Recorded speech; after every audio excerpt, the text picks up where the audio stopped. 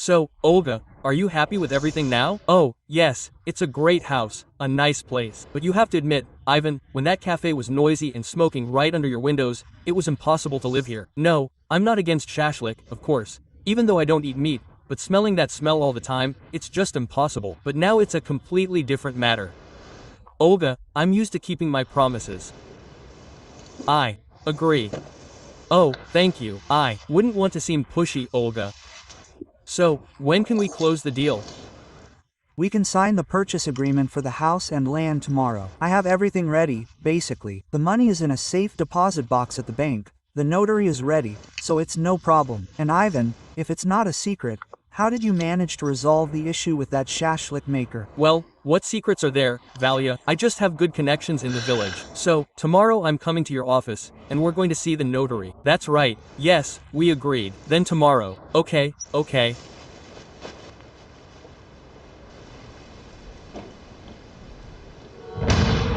Hands.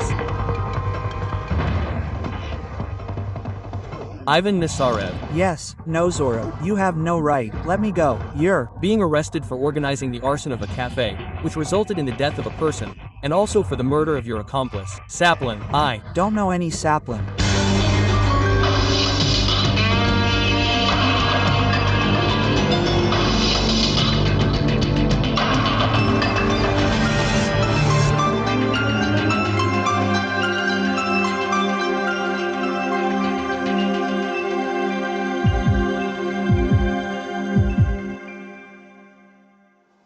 Leon Artunovich, I really hope that there won't be any surprises for me from you at the trial. There won't be. Nothing will happen. I just ask one thing of you. See this through. Punish my son's killer. Listen, calm down, I'm asking you. Calm down. My own son, my only child, burned alive. You're telling me to calm down. This coward didn't even bother to come himself. The killer is a jackal on him. Everything is clear. But look, Nosyrevich has been arrested. The case is in court. Proof of guilt. Well, that's enough. I'm sure the court will deliver a guilty verdict. A verdict? And what verdict will give my son back to me? Even my wife and I couldn't say goodbye to our son properly. We kept our child in a closed coffin. Where's the justice?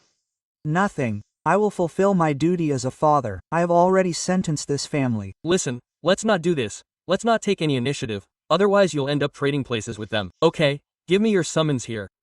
I really hope we've agreed on everything. And for me, I repeat, there won't be any surprises from you at the trial.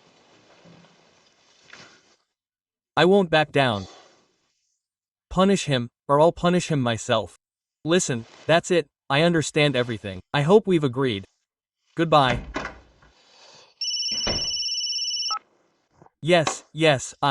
Yes, okay, Konstantin Petrovich, I understand everything. Greetings, spouses. Oh, what people. It's good that you came.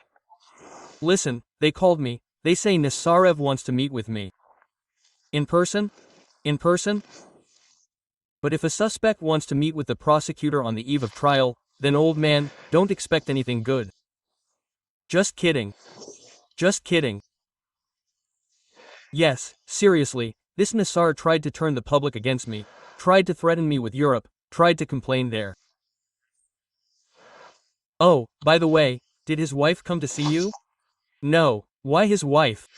For nothing, and for what purpose? She's trying with all her might to wring her husband out of prison. You know what he did to me at the beginning of the criminal case? He offered to transfer his house to me so I could ruin the case. He transferred it. Then he scribbled statements against me, claiming I was extorting him for real estate. Well, you've read it. I'm tired of making up these explanatory statements. Please everyone rise. The court is in session. Please be seated. The criminal case to be heard is against Ivan Petrovich Nosyrevich, charged with organizing the intentional destruction of property by arson, resulting in the negligent death of a person, and with murder with the intent to cover up another crime. I announce the composition of the court. The criminal case is being heard by Federal Judge Alexander Viktorovich Selyutin. The state prosecution is supported by prosecutor Alexei Mikhailovich Ignatiev. The defendant is being defended by attorney Elena Ivanovna Zvezdina. The minutes of the court hearing are being taken by Secretary Anna Vladimirovna Karpenko. Participating in the hearing as victims are Levon Muronian and Galina Fedorovna Czaplina. The court has now moved on to the trial. The state prosecutor is now to speak. Alexei Mikhailovich, please. Esteemed court, on October 15, 2010, at 3:50 a.m., the fire department received a report of a fire at Uncle Levon's cafe in the village of Prvomaiskaya in the Moscow region. The building burned completely. 19-year-old Arsen Levonovich Muronian perished in the fire. According to the findings of the fire safety expert, the cause of the fire was arson. 2 gasoline canisters were found at the crime scene. The cafe owner, Levon Muronian,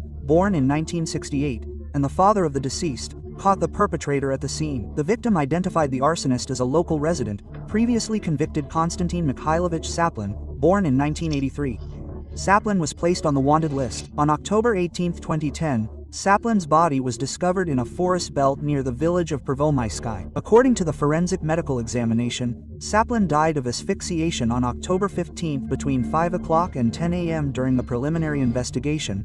The involvement of Ivan Petrovich Nosarev, a resident of the village, born in 1970, in Czaplin's murder was established. It was established that the defendant, Nosarev, and the victim, Muronian, had a long-standing conflict. Defendant Nosarev lived in his own cottage next to Uncle Levon's cafe. The noise from the cafe and the smell of cooking bothered Nosarev, as he repeatedly stated to the victim, Muronian. Shortly before the fire, Nosarev threatened the victims with destroying his establishment. On October 12, 2010, Nosarev hired Konstantin Czaplin to commit arson, paying 15,000 rubles in advance. On the morning of October 15th, Nosarev learned that Czaplin had been caught at the scene of the crime. He picked him up, drove him to a forested area, and, to conceal his involvement in the arson, killed Czaplin by strangling him with a car cable. A forensic psychological and psychiatric examination found defendant Nosarev to be replaceable and accountable for the crimes incriminated against him. Thank you. Alexei Mikhailovich, please have a seat. The defense wishes to express its position on the charges. Please, Elena Ivanovna. Yes, Your Honor, my client does not plead guilty, and we will prove his innocence and lack of involvement in the crime he is accused of using all available means and methods. Is the defendant ready to testify? Yes, Your Honor. He is ready to testify and will testify during the trial. But first, I would like to ask that the victim and witnesses be heard. Alexei Mikhailovich, if you do not object, the defense is yours. Okay, then the court will proceed to questioning the victim. The victim, please step behind the stand. You are Leon Aratunovich Muronian, residing in Moscow, 59 Suzdalskaya Street, Building 2, Apartment 4. That is correct. Yes, I live there. It is Novo Casino, not exactly Moscow. And where do you work? I used to have my own cafe, where my son, Arsen, and I worked, until this scoundrel ordered it here, into my cafe. Now I don't work anywhere. I just build new cafes. Please, a question for the parties. Thank you, Your Honor. Tell me, do you know the defendant Nosarev? Yes, I know him. I have a cafe on Sovetskaya Street, and he lives on the neighboring Vesnaya Street. How long have you been working in the village of Prvomaiskaya? I built the Prvomaiskaya cafe in 2009. And what kind of relationship did you have with Nosarev? What kind of relationship can I have with him when a person does nothing but write complaints about you all day long? Because of him, a commission came to me every month, but they found nothing. Everything is fine with me. Everything is honest. I work. The commission. Who is the commission? They are people just like you and me. What are they? Aliens or something? They also like to eat shashlik. I just stupidly fed them there. Did you see that I fed them? Defendant, I'm making a remark to you. I will have another question. Tell me, please, did you have any conflicts with Nosarev or not? When would I have a conflict with anyone? I spend all day in this cafe from morning until night. People think we're shovels, raking in money in this cafe. Let them try. They're standing by the grill in this heat. I see. Fine. Tell me, did Nosarev come to your cafe? Were there any visits to the country? Yes. On October 10th, he came to see me, to sort things out. I politely asked him to leave. No, he started a fight. You understand? I just felt awkward there. It's good there weren't many customers there. Do you really believe that I started a fight and then set him on fire? Am I an idiot or something to expose myself like that? And who isn't an idiot? Shut up. Otherwise, there's order in the courtroom. Victim, please explain. So, the defendant threatened you on October 10th? That's correct. Yes, he threatened, shouted that he would destroy my cafe, that his place would be left empty. Tell me, what events took place on the night of October 14th, 15th, 2010? That night, Arsen and I spent the night in the cafe. Tell me, do you often spend the night in cafes? Why often spend the night in cafes? Thank God, have a well-appointed apartment. I have everything in the apartment. I have a beautiful wife. Why should I spend the night? It's just that we had a wedding scheduled for the 15th, so there was a lot of work to do. Cutting salad, cutting meat. That's why we stayed there the night. What happened that night? I woke up from a bad dream. I looked at my watch. It was 1:45. Then suddenly I heard a noise in the street. I looked out into the street, saw some shadow walking between the tables, and it seemed like it was pouring something from a canister. I didn't have time to react. That scoundrel lit a match, and everything went up in flames under my feet. And did you recognize this man? Yes, I recognized him. It's the local criminal, Kostya Czaplin. My Kostya couldn't have burned people alive. Yes, he could have, with you. And you know, that's a wonderful thing about you, Muroskan. Your Honor, the materials of this criminal case contain the conclusion of a fire technical examination. According to this document, the cause of the fire was arson. AI-92 gasoline was used in the arson. Also, according to the crime scene inspection report, these 2 plastic canisters were found in the bushes near the cafe and seized. According to the forensic chemical examination, these canisters contain gasoline residues whose chemical composition matches the gasoline used to commit the arson. And I have a question for the victim. Please. Please tell me, where was your son at the time of the arson? Arson was sleeping. I rushed forward, screaming for him to save himself. I rushed toward him, but the soup pot was already burning in a blue flame. And there was that gas cylinder there too. I will never forgive myself for not being able to carry my son out of the bakery. Your Honor, may I draw the court's attention to the Soviet forensic report? According to this report, the deceased, Артур Муронян, died on October 15, 2010, between 3 o'clock and 4 a.m. The diagnosis was 3rd-degree thermal burns to the entire body, 1st and 2nd-degree burns to the mucous membranes of the pharynx and respiratory tract with a large deposit of copotin on the tracheal and bronchial mucosa. Levoratinovich, I understand perfectly well what a tragedy you've suffered. Horrible. But did you see my client at the crime scene? No, I didn't. He's a jackal, a coward. He hired a bandit. He didn't have the courage to come and burn down the cafe himself. But that's just your guess. You saw it. Any more questions, Elena? No, Alexei. No questions. Thank you. The victim, you may sit down. The court will move on to questioning the next victim. Czaplina, please come forward. Victim, please introduce yourself to the court. Galina Fedorovna Czaplina. I live in the village of Prvomaiski, Moscow region, at 6 Stepnaya Street.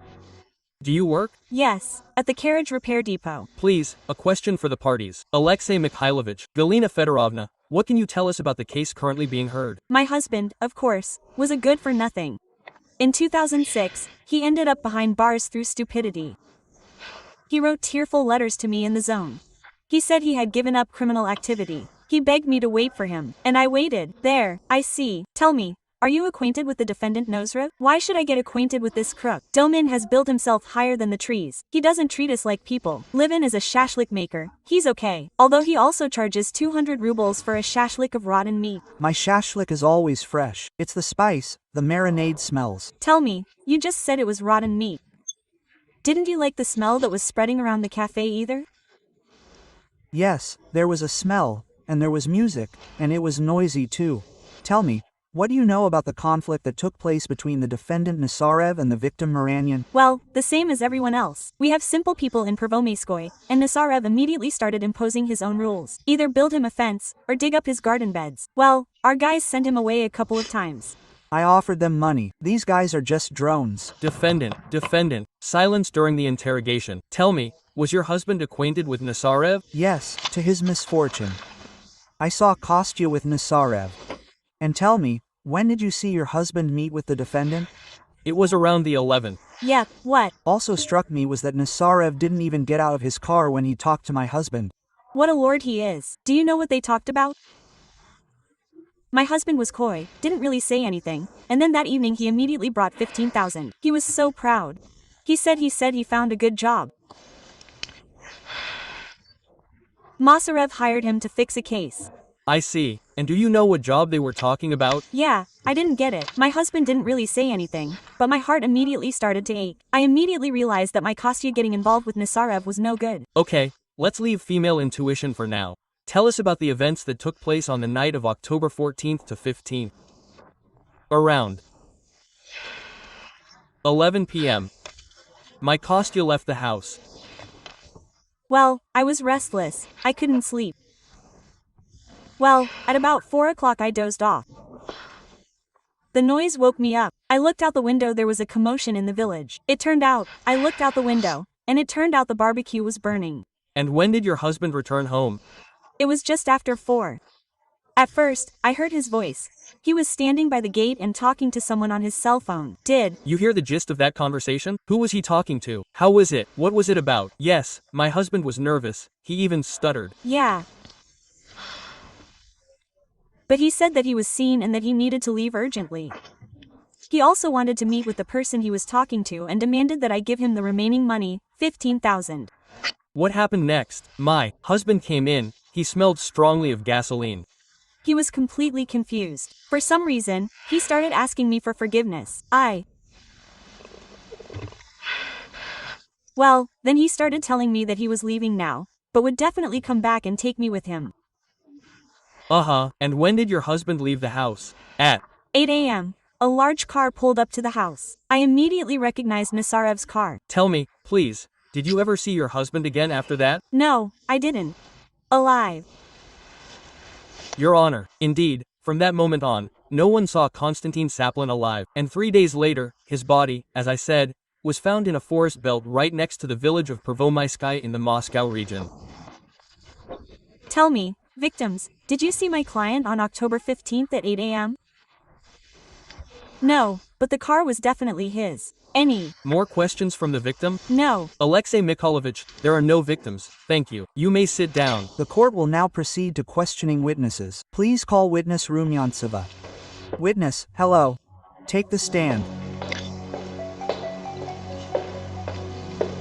Please introduce yourself and state your address. I am Olga Dmitrievna Rumyantseva. I reside in Moscow, at 37 Shumilova Street, Building 2, Apartment 15. Are you employed? Yes, I am an entrepreneur. Please, a question from the parties. Olga Dmitrievna, tell me, are you acquainted with the defendant Nosyrev? Yes, I wanted to buy a house from him in the village of Prvomaiskaya. Tell me, have you ever been to the village of Prvomaiskaya? Yes, I have. I came several times, looked at the house. I really liked the place, but I was put off by the cafe next door. The music was always blaring and the smell of shashlik stank filled the air. I don't need such a neighborhood at all. Tell me, did you go and look at the house several times? Does that mean you were interested in buying this house? Yes, I admit, this option suited me very well. Did you tell the defendant about this? Yes, on October 10th, I came and told him about it. How did he react to this message? It was obvious that he really needed to sell the house urgently. I offered to lower the price, but he refused. He said that he urgently needed to pay off his debts, but I refused. And then Nosyrev said that his cafe would definitely close. He had ways. And what happened next? On December 1st, Nosyrev invited me to come and look at the house again. I arrived the next day. The cafe was no longer there. I was already thinking about buying a house, drawing up all the paperwork. Then Nosa was arrested in front of my eyes. I understand. Your Honor, I have no questions for the witness. If you allow me, I will ask a question for the defendant. Elena Ivanovna, I will ask the witness. Witness, thank you. You may sit down as defendants. Please stand up and answer the prosecutor's question. Nor, have you heard the witness's testimony? Explain to the court why you were so confident. What was your basis for that the cafe would close? The point is that the local police officers would finally take action. I understand. So, it wasn't a premonition or anything, not even knowing it would close. You were counting on the local police officers, right? I understand. Your Honor, no more questions. Thank you. The defendants, please sit down. Comments, Your Honor, indeed, my client filed quite a few complaints, and I think he had every reason to hope that his complaints would not go unanswered. It's completely illogical. Many complaints were filed, but the cafe wasn't closed because there were no violations on the part of the cafe's owner. Counting on it being closed based on yet another complaint simply wasn't forthcoming. There was a promise from law enforcement, which they hand out quite generously. Okay, the court will now proceed to questioning the next witness. Please call witness Fidyaev. Witness, hello. Please move to the podium. Witness, please introduce yourself and state your address. I am Anatoly Viktorovich Fedyaev. I live in the village of Prvomaiskaya, Moscow region, at 57 Festivalnaya Street. Do you work? I worked in the police. Now I'm on a well-deserved rest, so to speak.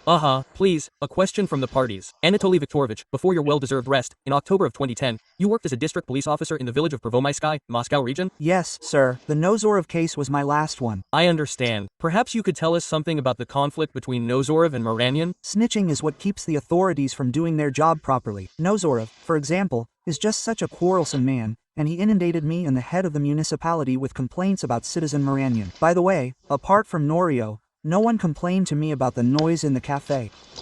You've told us a very interesting fact, although it is rather strange.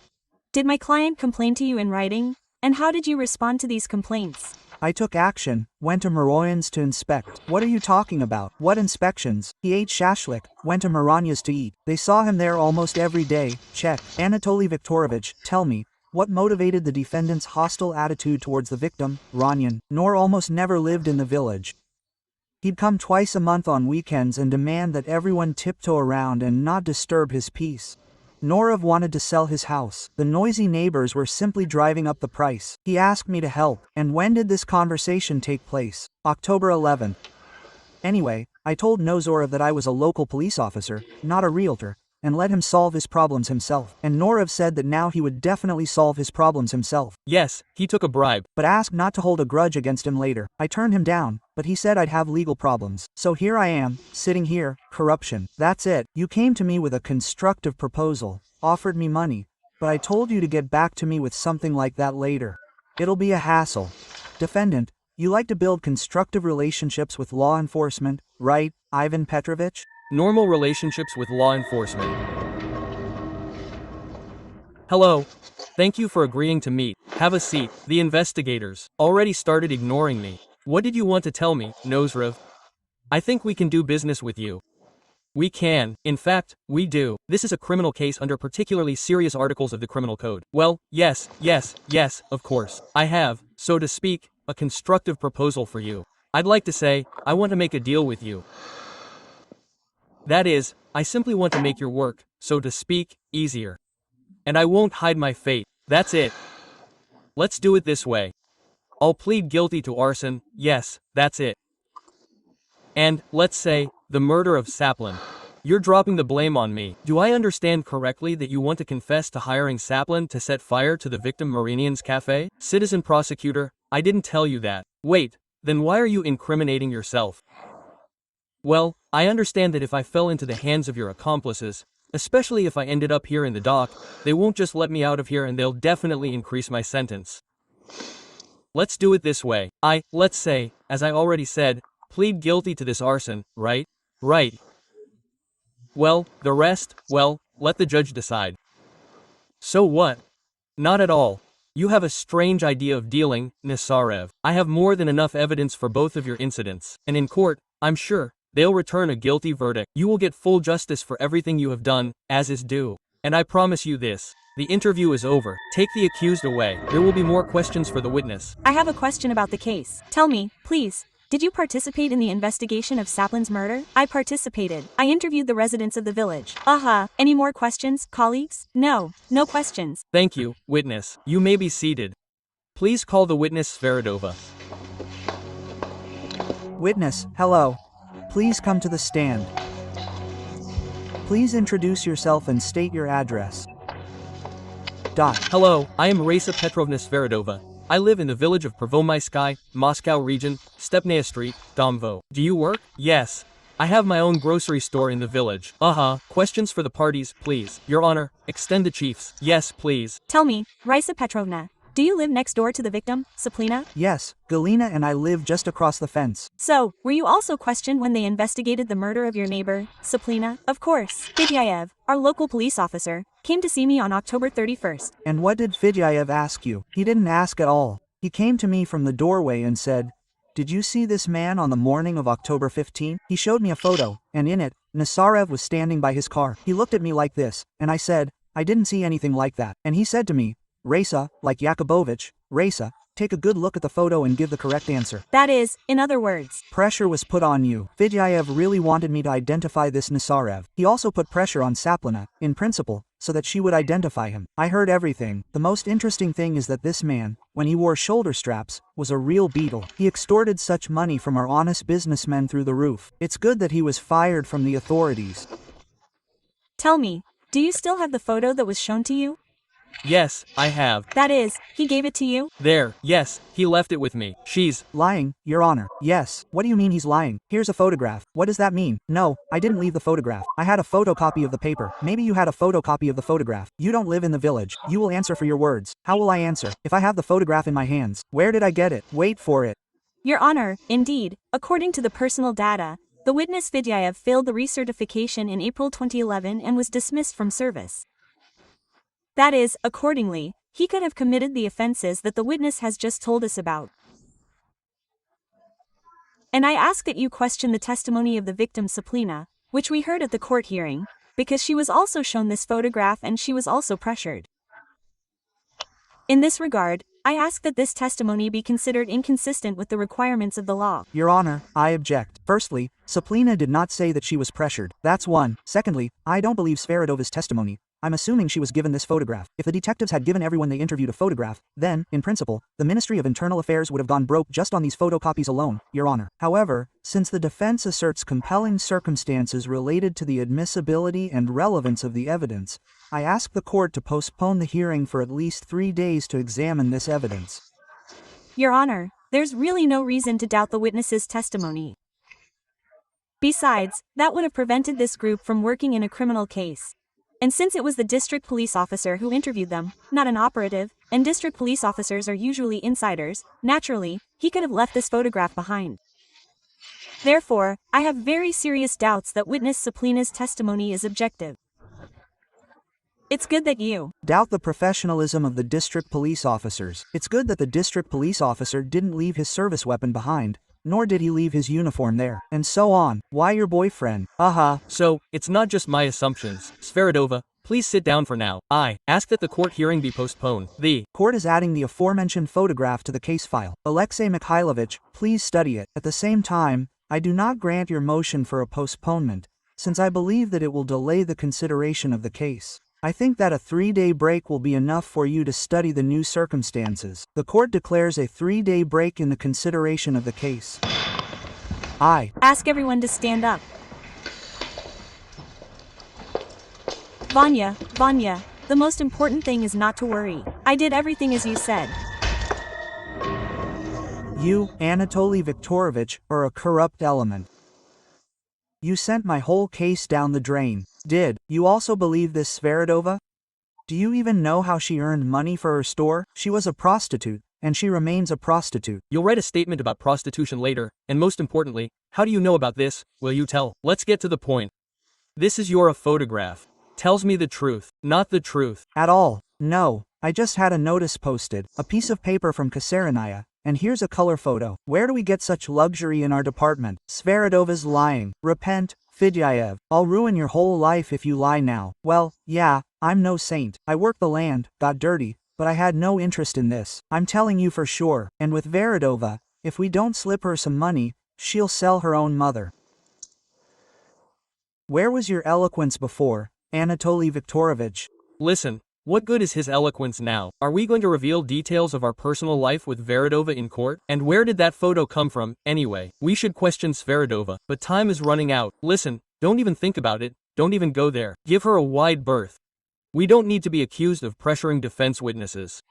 Let's do this instead. Who do we have there among the photography experts? Let them investigate. Maybe they'll pull something out. What do you want to know anyway? Who, where, when? See that paper on the windshield? Yeah, I see it. Blown up. It looks like a blue pass now. Print it out, please. Yeah.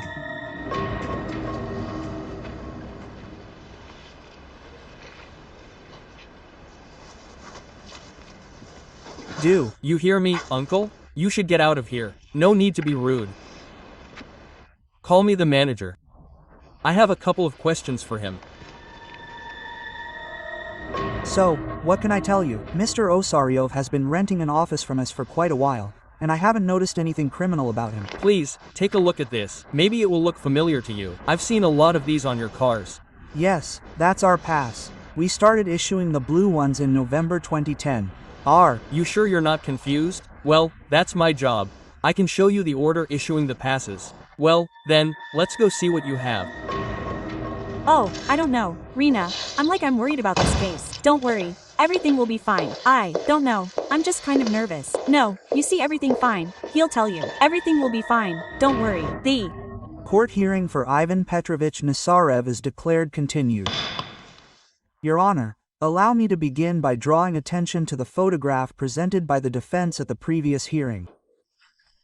So, according to the defense, the alleged witness Fidya used this photograph to force us, the victim, witness Sveridov, to identify the defendant, to identify the car that Czaplin allegedly drove away in on October 15, 2010. Alexei Mikhailovich, we remember the defense's speech. Please move on to the case. Then, if you allow me, Your Honor, I would like to draw attention to a very important point, namely, a detail that is visible, namely, the past. Artur Muronian's cafe was burned down in a village near Moscow. Muronian's 19-year-old son, Arsen, died in the fire. The arsonist, Konstantin Czaplin, escaped, but was found strangled in a forest belt 3 days later. It turns out that Muronian's neighbor, Ivan Nosyrevich, hired Czaplin to set the cafe on fire and later killed the perpetrator. Nosyrevich is accused of organizing the arson and murder. The defendant maintains his innocence. Your Honor, allow me to ask the defendant a question. Defendant, please stand up and answer the question. Defendant, you see, there's a pass under the windshield of your car. Perhaps you could explain to us what that is? Yes, it's a pass for parking near the office. This pass was enlarged. It became clear who issued it, and the order was received directly from the office manager. And it becomes clear that passes of this color only began to be issued on November 5, 2010. I have the relevant certificate. I request that it be included in the materials. This criminal case. Consequently, our witness Fedyaev could not, no matter how much he wanted to, on October 31st, when he was questioning the victim and the witness, present this photograph. Would you like to see it?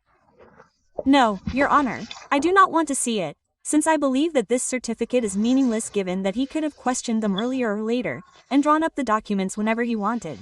The court will proceed to questioning the defendant. Defendant, you, Ivan Petrovich Nosyrevich, prior to your detention, resided in Moscow at 35 Fomacheva Street, Building 2, Apartment 46. That is correct. That is correct. And please state your occupation. Entrepreneur. The court explains to you that, as a defendant, in accordance with Article 51 of the Constitution, you are not obliged to testify against yourself. Do you understand? And are you ready to testify? Yes, I am. Elena Ivanovna, please, your questions. Tell me, Ivan Petrovich, are you familiar with the victim Muronian? Yes, he is a shashlik maker. His cafe was located next to my house. I basically wanted to give it something to sell. And why were you planning to sell your property?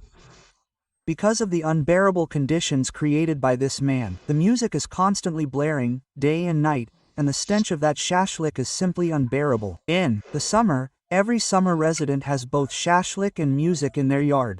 And now what are you going to do to everyone at home? Defendants, please calm down. There's a cafe here that's trying to kill my son. Yes, the victim, calm down, we've already heard you out. Your Honor, the defendant, please explain. You were in a conflictual relationship with Muronian, am I correct?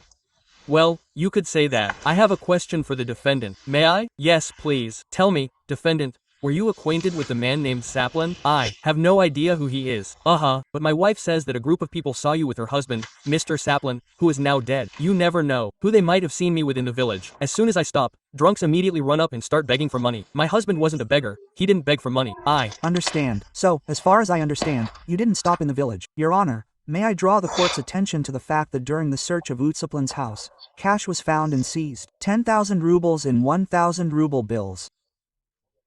And during the crime scene inspection, a 5,000 ruble bill was found in the pocket of the murdered Czaplin's clothes. According to the forensic biological examination, there are fire stains on the surface of both these bills and this bill, left by you, the defendant. Perhaps you could explain to the court that you are such a generous person that you give 15,000 rubles to every drunkard you meet, as you say. I gave the workers 15,000 rubles for painting the fence. And that criminal of yours, Czaplin, probably robbed them. How should I know? Defendant, if you had provided the names, addresses, and where to find these workers, you would have questioned them, and their evidence would have been in the case. The defendant did not provide a single piece of information, no phone number, no address, so that we could verify his testimony. Therefore, this testimony is not in the case. Your Honor, this only shows that this version was not even checked, because it was no trouble at all to establish the place of residence of these workers. After all, it was a small village. Moreover, the version that this was exclusively given to the deceased Czaplin is untenable, if only because the village is small, and the money is not that great for my client. Therefore, this is the entire annual budget of this village, which is why it constantly circulates among the same residents. My objection to you is completely unfounded. Esteemed colleagues, let's stop. Elena Ivanovna, why didn't you help identify these people? Your Honor, because I don't have the authority to identify them, to go around asking people questions. Oh, come on, the Criminal Procedure Code says you also have rights. As a lawyer. Not everyone can answer me. Even if I've identified these people, I can't invite them to court without their consent. Dear colleagues, let's leave this dispute until the debate. Please, let's continue the trial. Question. Thank you. Defendant, please tell me, did you threaten the injured Muronian to burn down his cafe on October 10th? No, I didn't. He's lying. That's all he said. I have nothing to do with the arson. I threatened. See, so, then the examinations are lying. Your test. The case file contains a forensic chemical examination report. Volume 2. Case 15. Traces of gasoline were found in the trunk of the defendant's car. 1. Traces of gasoline were found on the clothes of the deceased Czaplin. They are all identical. Chemical composition of the gasoline used to set fire to the victim Muronian's cafe. I would like to draw the court's attention to the fact that all the samples that were seized contain the same combination of additives. Your Honor, it turns out that the charges are now being changed, and the prosecutor is accusing my client of setting fire to this cafe, of being the organizer of this arson. Of course, Part 3 of Article 3 is yours. If you allow me, I will continue. The case file contains the Forensic Medical Examination Report, Volume 2, page 73, according to which it can be concluded that the death of the deceased Czaplin occurred on October 15, 2010, between 5 o'clock and 10 a.m. Diagnosis: mechanical asphyxia due to compression of the neck organs by a noose. During the inspection of the crime scene, if you allow me, this very cable was discovered and seized near the Czaplin's body. On its surface, according to the findings of the Forensic Biological Examination, particles of the deceased's skin were found. And I will have a question for the defendant. Tell me, please, defendant, is this cable familiar to you? Well, I had something similar, Your Honor, and I draw your attention to the fact that no traces were found that would indicate that that this belongs to my client, or that he touched this cable.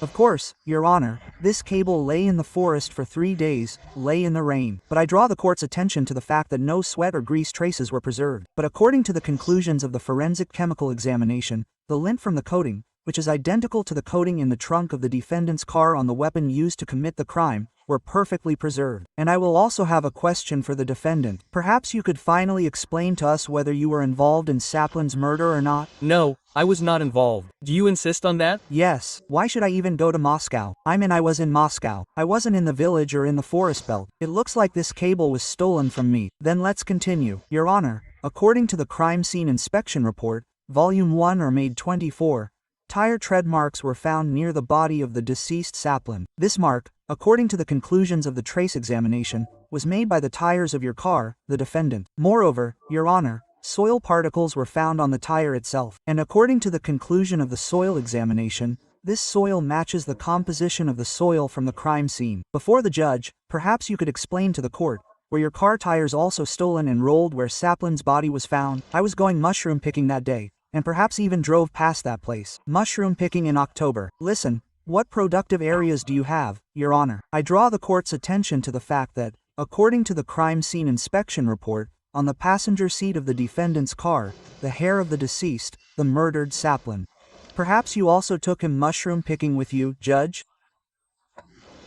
You see, from time to time you have to give someone from the village a ride to the station. Perhaps that's where the father was captured. Your Honor, the case file contains details on the defendant's cell phone. From it can be established that on October 15th at 4:11 a.m., the defendant received a call from the deceased Czaplin's number. The conversation lasted 2 minutes and 35 seconds. This is the time that the victim, Czaplin, indicated that Czaplin himself called the person with whom he had agreed to commit this crime and said that he was recognized, caught at the scene of the crime, and, accordingly, he agreed with him to give him the remaining 15,000 rubles for committing this very arson. What do you say to this, defendant? I already told the investigator about this, that morning some idiot dialed the wrong number and woke me up when he called. I spent a long time explaining to him that he dialed the wrong number. Your Honor, I would like to draw your attention to the fact that, according to this document, my client was in Moscow at the time he received the call, geographically located in Moscow, and not in the village of Prvomaiski. How could he have committed the crime? Your Honor, the defendant had enough time to travel to the village of Prvomaiski in the Moscow region. Okay, the defendant will have more questions. Alexei Mikhailovich, wait, I have no questions for the defendant yet. Elena Ivanovna, you don't. Please sit down, defendant. Your Honor, I will have a motion. I request that witness Demidova be examined. Her appearance is assured, and her testimony is very important for this department. Oksana. Yes, Demidova. Well, now everything will fall into place. Please call witness Demidova for interrogation. Witness, hello, please move behind the stand, please. Introduce yourself and state your address. I am Oksana Gennadievna Demidova. I live in Moscow, Klinovy Boulevard 42, apartment 10. More precisely, that's where it's registered. I've recently been living in the UK with my sister. Do you work? No, I'm not working now, but before leaving Russia, I worked in a bank. Please, Elena Ivanovna, your questions. Thank you, Your Honor. Please tell me, were you in Russia, in Moscow, in October 2010? Yes, yes. Tell me, on the night of October 14th, 15th, where were you and what were you doing? I spent that night at Ivan Nosyrev's house. Thank you, Oksana. Witness, please explain what you were doing at the defendant's place. What kind of question do you have? What can a woman do at a man's place at night? It's already difficult for me to talk about this, with everything going on. Oh, come on, it's not that easy. It wouldn't have been easy, and they wouldn't have said so back then. What brought you here to make such a statement right now, and not during the preliminary investigation? I was getting a British visa, and you know, it's not easy at all. They would have dragged me in for questioning, and there any hint of criminality would result in a refusal. But that's what they told me. And besides, I'm married. I don't want to go around babbling about cheating on my husband. Well, that's what you have to do. Ivan's wife, Irina, is my friend, believe me. Judge, and did you remain silent during the preliminary investigation out of nobility? No, not only out of nobility. It's just that Oksana said she wouldn't confirm my testimony, you understand? I just didn't want to look like an idiot. Well, yes, Your Honor, I have a question for the witness. Tell me, Demidova. I saw you talking with the defendant's wife in the hallway. I understand that the fact of infidelity did not violate your sacred female friendship, correct? I rushed myself at Irina's feet. I begged her to forgive me. But you understand, we both love Ivan, and now is not the time to divide him. Yeah, the parties will have more questions, Alexei. Almost no questions. I will have a motion. I ask for a recess again, because it is unclear what kind of visa he has, where he has or has not traveled, whether this person has been in the country or not. The testimony needs to be verified. I can show him his passport. Listen, after what you've said, you can show me anything you want. I will never believe a single document you provide. Okay, witness, sit down for now.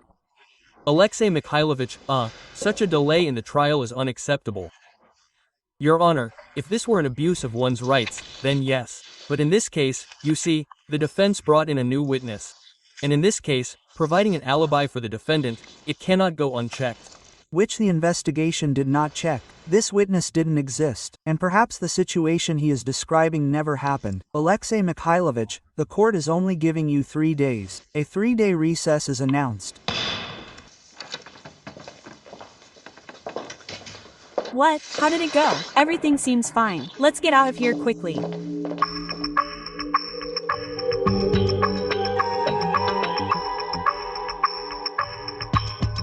Hello, hi, yes, I'm in court. Listen, ask someone from behind the pen, Zadamidov, to keep an eye on him. Keep a close eye on him. No need for scandals.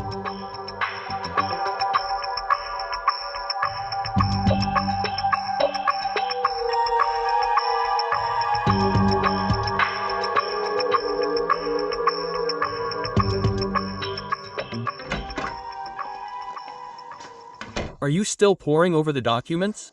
No, I'm trying to beat the machine at chess. What a surprise. This is Stepan Demidov's husband.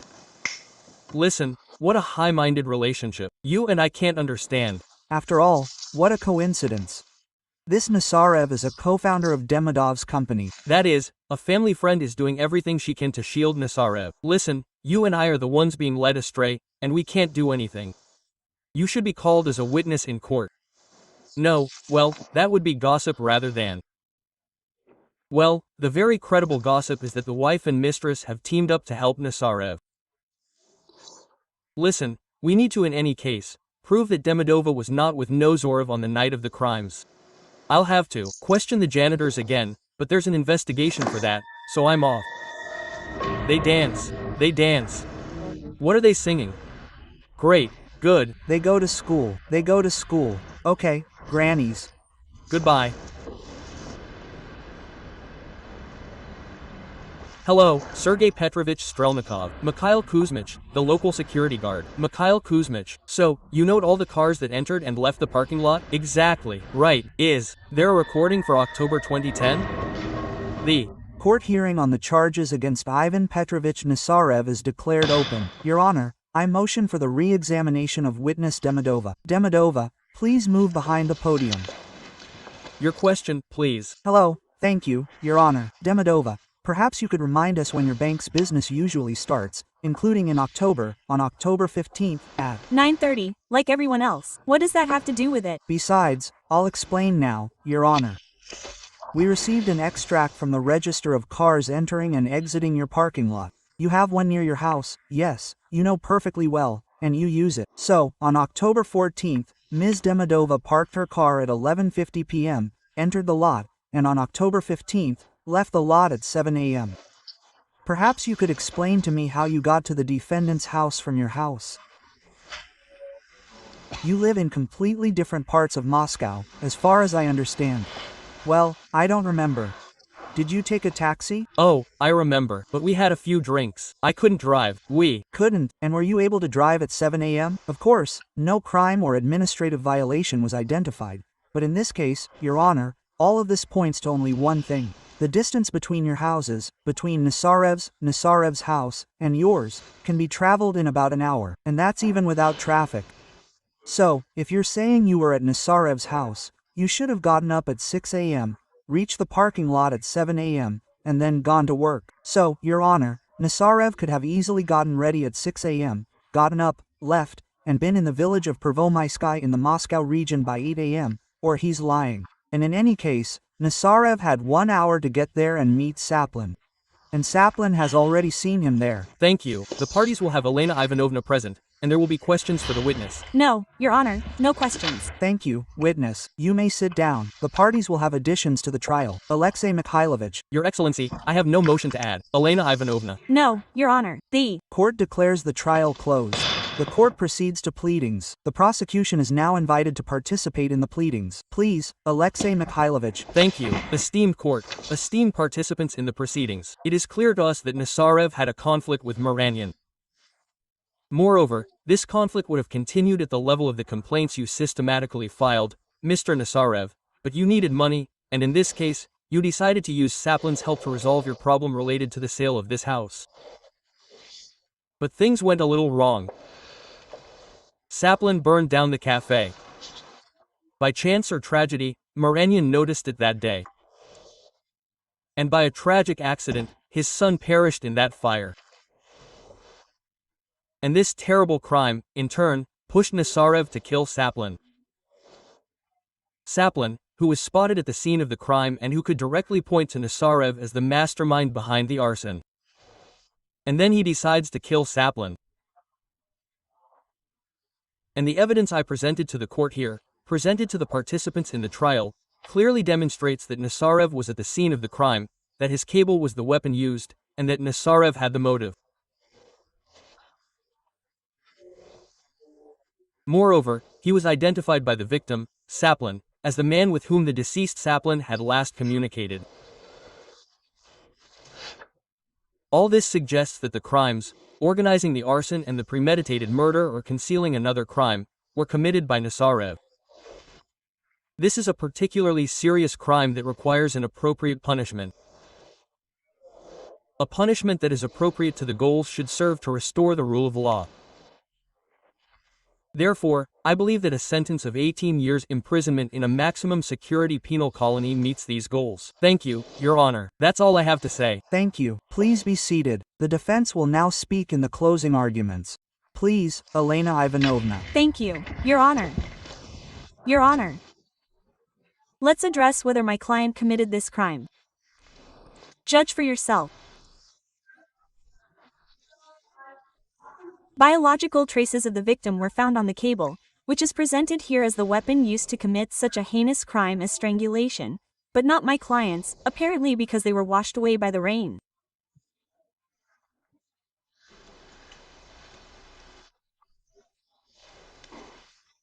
How is it that we have traces left, that is, the epithelium of the deceased heron, but no traces of my client at all? What does this indicate? That he didn't touch the cable at the time the crime was committed. After all, strangulation requires considerable physical exertion. Therefore, traces should remain both on the hands of the person committing this crime and on the weapon itself. What does this indicate? That my client did not commit this crime, and I ask that he be acquitted. Thank you. Please be seated. Defendant, you have your final statement. Please. Your Honor, I am not involved in either the arson or the murder. I am an honest businessman, not some kind of thug. Is that all you have? Yes, that's all. Please be seated. The court will retire to its deliberation room. Артур Муронян's cafe was burned down in a village near Moscow. Mouronyan's 19-year-old son, Arsen, died in the fire. The arsonist, Konstantin Czaplin, escaped, but 3 days later he was found strangled in a forest belt. It turns out that Muron's neighbor, Iván Nосырев, hired Czaplin to set the cafe on fire and later killed the perpetrator. Nосырев is accused of organizing the arson and murder. The prosecutor proves that defense witness Demidova gave the defendant a false alibi. Please everyone rise. The court is in session.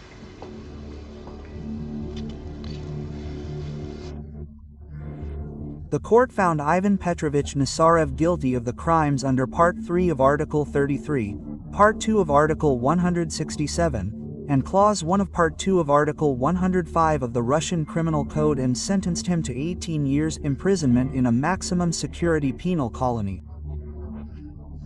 The verdict is clear. Please be seated.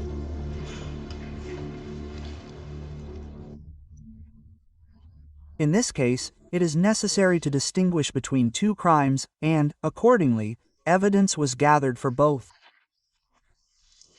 The first is, of course, arson, which resulted in the death of the victim's son, and the second crime, a particularly serious one, is murder. With such cunning and professional calculation, the defendant attempted to prove to the court that he was not guilty of these crimes. He also tried to use the theory that his mistress had spent the night with him. He also accused the district police officer of pressuring witnesses and falsifying facts during the investigation. However, neither of these theories was confirmed. Moreover, the prosecution refuted both theories during the trial. Therefore, the defendant failed to escape responsibility for these crimes. As for the evidence of the defendant's guilt in committing these crimes, the first is arson. Who set the fire? It was, of course, Czaplin, because the victim saw Czaplin set the fire. And from all the evidence, the totality of the evidence, a picture emerges that it was Nосырев who organized the arson, the organizer of this crime. And then there's the second crime. Who killed Czaplin? The answer, in the court's opinion, is obvious. Nосырев alone killed Czaplin. He had a motive for the murder, since Czaplin could have turned Nосырев in. When sentencing, the court takes into account the personality of the defendant, who has shown no remorse here, in the court hearing. Under such circumstances, the court imposes a sentence that is commensurate in scope with the purposes of the criminal punishment and will restore justice. The court hearing is adjourned. I can say that this was a complex case without prosecution. Nосырев ended up in the dock seeking to evade criminal liability by killing a man he had ordered to set fire to a cafe. Also seeking a conviction, he tried to persuade witnesses to provide evidence, but he achieved nothing. A fair and objective verdict was handed down, and given the crime, I believe this punishment was proportionate.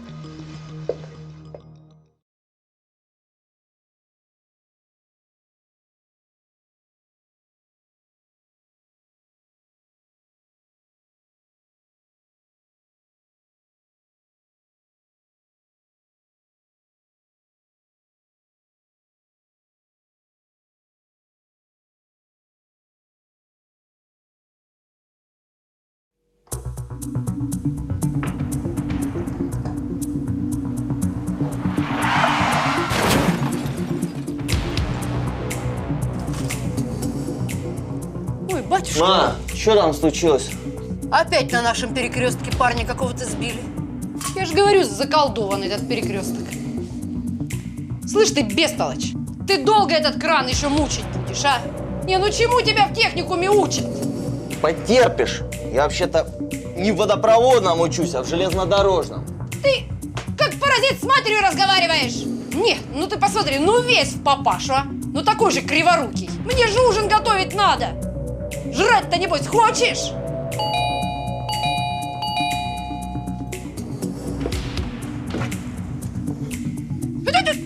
Ты куда? Вот! Ща, тетя Ир, Паш, там Федьку сбили. Какого Федь? Федьку Бирюкова, друга нашего, сбили. Только что в окно видел. Там мужики схватили, водилу держат. Айда бить, идем.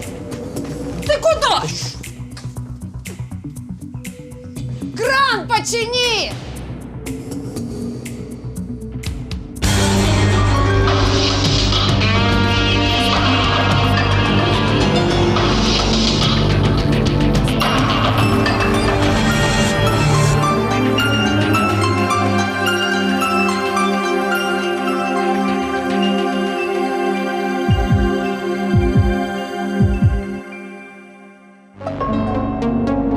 А что там с Гороховским делом? У меня впервые такое. Все сидят. Ну, все сидят, да. Ну, подсудимый, понятно, в СИЗО, а потерпевшая в колонии поселения. Ее как-то на суд надо будет вызывать, я не знаю. Она у меня основным свидетелем проходит. Угу. Да вызовем. Ты не волнуйся, вызовем. Главное, мне зубы-то не заговаривай. Берем мы это уголовное дело, открываем. И что мы можем установить? Одних показаний потерпевшей недостаточно. Ну, подожди. На ноже есть кровь потерпевшего. Так. Подсудимый тоже измазался. Мне улик достаточно. Угу. Тебе объявление на заборе будет достаточно. Ты уж извини, конечно. А судье точно не хватит. На ноже-то отпечатков пальцев нет. Ну, а как они будут? Нож в сугробе лежал. Ну, как они будут? Так они будут, как тебя на кафедре криминалистики учили. Привязывай ножик к подсудимому. Без этого, извини, дело в суд не пойдет. Ну что, чем порадуешь? Есть чем похвалиться. Весь район перетряхнул, но свидетеля нашел. Угу. Слушай, прям вижу эту картину, ты носом землю роешь. Короче, этот свидетель, гражданка Фирсова, так. Преподаватель в местном техникуме, угу. Литературу преподает подсудимому. Синий чулок, но тетка въедливая и память у нее отличная. А главное, она опознала ножик и готова подтвердить, что это нож Горохова. Ты ж подозрительно как-то. Училка, ножик. Ну, откуда она может это все знать? Она что, с ним в ножички играла? Короче, ей часто приходится ни много ни мало разоружать своих учеников. И она этот нож отбирала у Горохова и готова подтвердить. Слушай, ну это меняет дело. Давай, составляй обвинительное, приноси на утверждение, мы будем направлять его в суд. Судебное заседание объявляется открытым.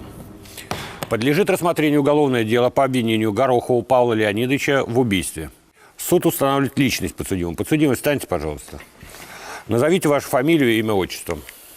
Горохов Павел Леонидович. Где проживали до ареста? Москва, Задонский проезд, 27, корпус 2, квартира 45. Чем занимались? Учился в железнодорожном техникуме. Присаживайтесь. В качестве потерпевшей в судебном заседании принимает участие Томилина Диана Викторовна.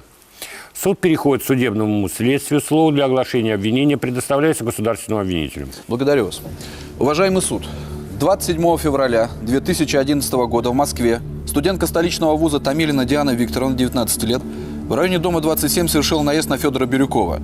От полученных ранений Бирюков скончался на месте ДТП. Знакомые погибшего Бирюкова предприняли попытку совершить самосуд над Томилиной. Девушку попытался защитить ее отец Томилин Виктор Петрович. В ходе завязавшейся драки Виктору Томилину были нанесены 2 ножевых ранения, от которых погибший впоследствии скончался. По подозрению в совершении убийства был задержан учащийся техникума Горохов Павел Леонидович, 20 лет. Проведенной по делу психолого-психиатрической экспертизой, Горохов признан вменяемым и отдающий себе отчет в инкриминируемом ему преступлении. На основании собранных по делу доказательств Горохову Павлу Леонидовичу предъявлено обвинение в умышленном убийстве, то есть преступлении, предусмотренном частью 1 статьей 105 Уголовного кодекса Российской Федерации. Спасибо. Подсудимый, встаньте, пожалуйста. Вам понятно предъявлено вам обвинение? Понятно. Ваше отношение к данному обвинению? Признаете себя виновным, не признаете? Виновным себя не признаю, потому что я просто стоял рядом. Я не виновен абсолютно. Елена Ивановна, пожалуйста. Вы видели, как произошла авария, виновницей которой стала потерпевшая Томилина? Ну, только слышал. Так. Примерно в половине 4-го за окном шум, звук удара и резкий визг тормозов был. А каким же образом вы оказались на месте ДТП, если, как вы утверждаете, вы в это время находились дома, вообще на улицу не выходили? Ну, каким образом? Куртку одел и вышел. За мной зашел мой друг и сосед Олег Дымченко. Сказал, что нашего друга Федю Бирюкова машина сбила. Ну, я вышел. С какой целью вы вышли на место ДТП? Ну как, что за вопрос? У меня друга машина сбила. Я что, буду кран чинить? Вопрос. Отвечайте или отказывайтесь, ваше право. Я отвечу. У меня друга сбила машина. Я должен сидеть и кран чинить? Ну что за глупости вы спрашиваете? Так, успокойтесь.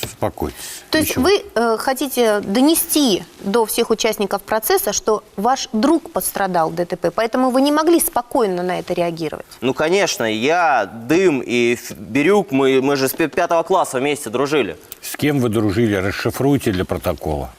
Я, Олег Дымченко, это Дым. И Бирюк – это Федя Бирюков, царство ему небесное. Итак, вы побежали, очевидно, помочь своему другу. Ну и что вы увидели на месте ДТП?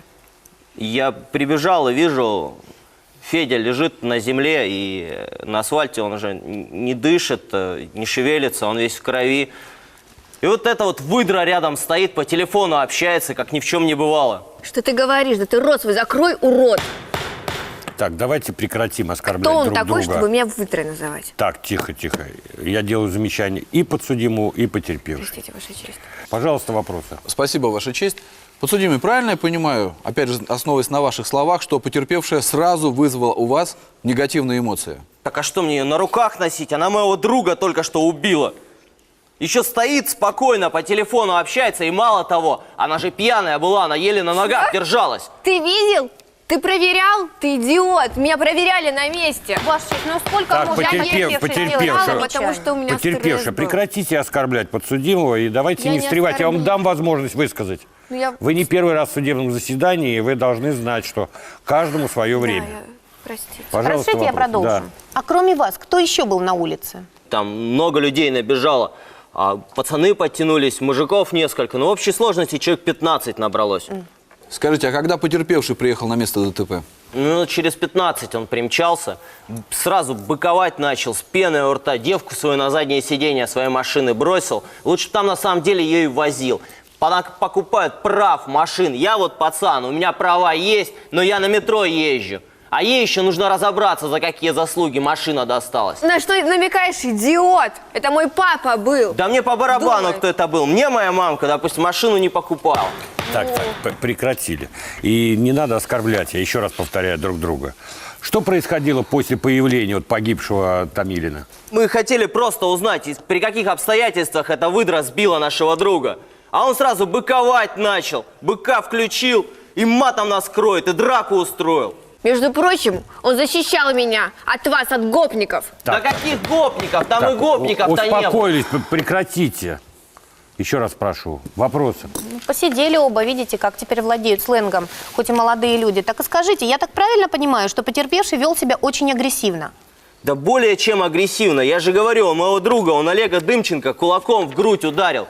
А потом сел в машине, заперся и сидит. И когда ему начали уже стекла бить, вот тогда он начал газовать. И если бы мы его не остановили, он вообще бы с места скрылся, потом бы денег отстегнул, и все, и чистым из воды вышел. Подсудимый, не надо брать на себя роль провидца. Лучше поясните суду, где вы были в это время. Да как где? Рядом, с народом я был. Мы, когда его из машины начали вытаскивать, он начал руками махать, визжать как резаный. Ну а все расступились, я смотрю, а у него по рубашке кровина расползается. Я не знаю, кто его на перо поставил, но ясно, за дело поставили. Ваша честь, мы подзащитные, говоря нормальными человеческими словами, хочет сказать о том, что он не совершал этого преступления и не причастен к нему. Ваша честь, Спасибо за перевод. Да, подсудимому нужен переводчик еще с его языка на человеческий. Ваша честь, есть заключение судебно-медицинской экспертизы по потерпевшему Томилину, есть справка о смерти. Значит, смерть его была зафиксирована в реанимации 27 февраля 2011 года в 21 час 44 минуты. А судебно-медицинская экспертиза, это том 1 лист дела 74, позволяет установить, что смерть погибшего Томилина наступила от двух проникающих колото-резанных ножевых ранений в брюшную полость. В ходе осмотра места происшествия непосредственно рядом с телом Томилина был обнаружен, буквально в 2 метрах, и изъят вот этот самый нож, Ваша честь. На его поверхности, согласно заключению судебно-биологической экспертизы, были обнаружены следы крови.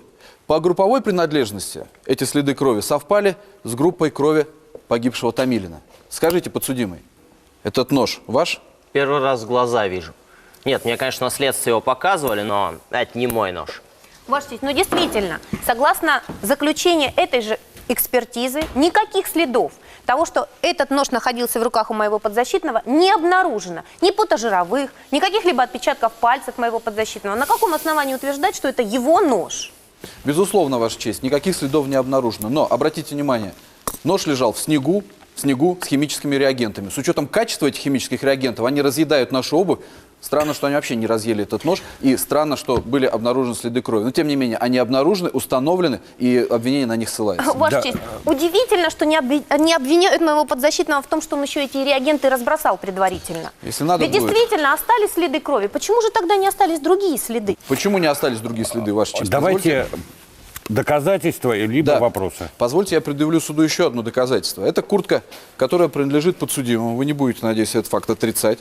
Она была изъята у подсудимого в ходе обыска. Так вот, на правом рукаве куртки были обнаружены следы крови. Следы крови, опять же, совпавшие по групповой принадлежности с группой крови погибшего Томилина. Может быть, поясните нам, каким образом на вашей верхней одежде оказалась кровь погибшего? Ну, так он же весь в крови был. Я наклонился ему помощь оказать, пульс пощупать и испачкался. Да что ты врешь? Ты первый бежать бросился. Откуда тебе, ПТУшник, узнать, как пульс мерить? Да это элементарно, каждый человек знает, как пульс мерить. Нас этому в техникуме учили. А чему тебя в институте твоем учили, я не знаю. Ты, наверное, тоже денег заплатила, чтобы туда попасть. Так, успокоились. Еще вопросы? Нет вопросов, Ваша честь. У защиты? Нет, Ваша честь. Подсудимый, присаживайтесь.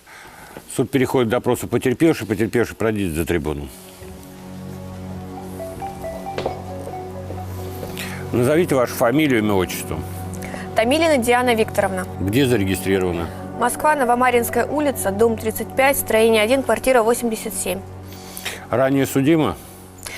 Да, в апреле 2011 года я была осуждена Люблинским районным судом по части 3 статье 264 на 2 года лишения свободы. И сейчас я отбываю срок в колонии поселения.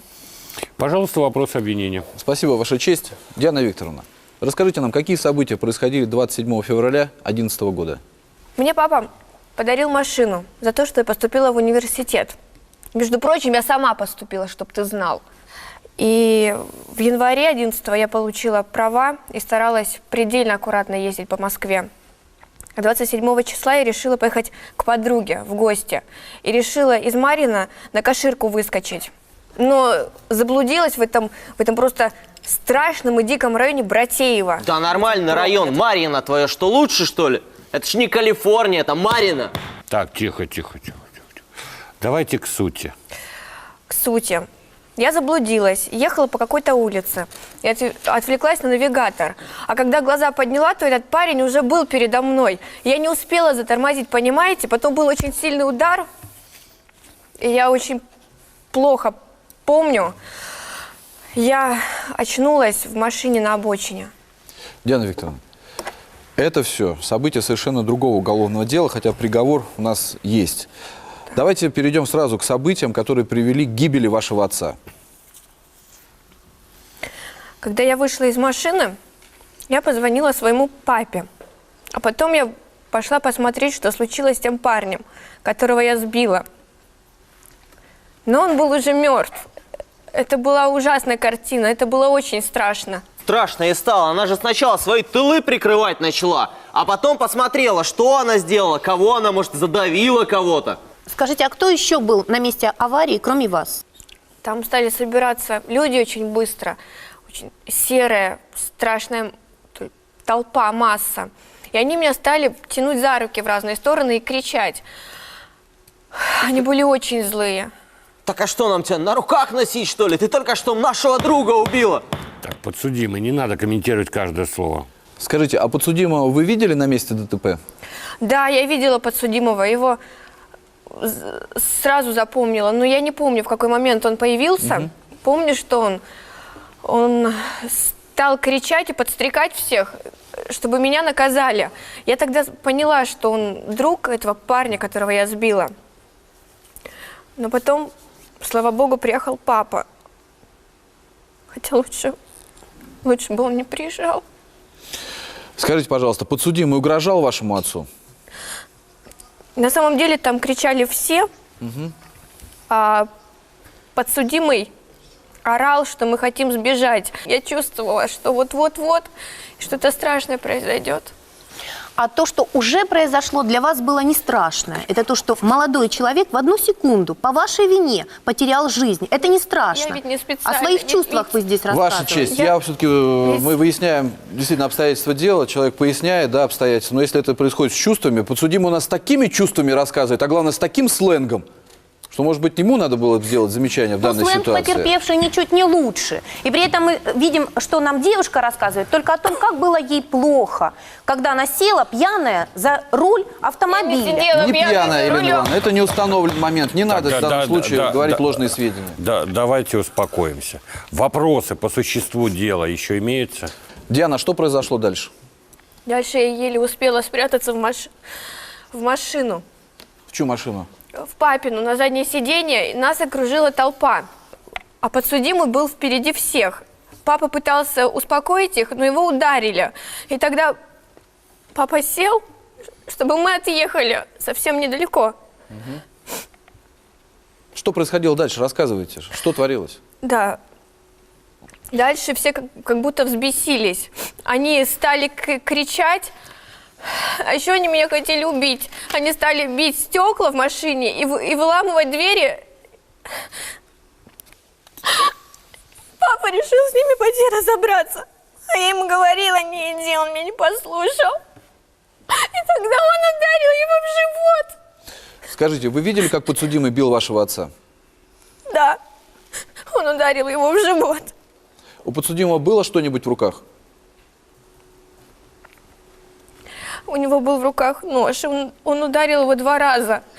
А потом папа побледнел и стал сползать вниз.